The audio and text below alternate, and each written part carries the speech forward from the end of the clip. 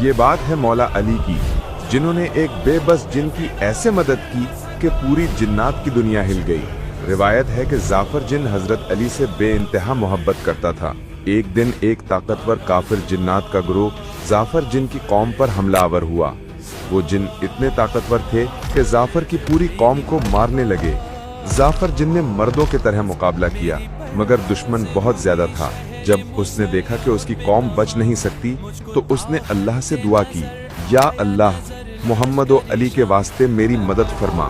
اتنا کہنا تھا کہ روایت میں آتا ہے آسمان پر بجلی چمکی اور جعفر کے ہاتھ میں ایک نورانی تلوار ظاہر ہو گئی۔ وہ تلوار اتنی طاقتور تھی کہ اس نے پورے حملہ آور گروہ کو شکست دے دی۔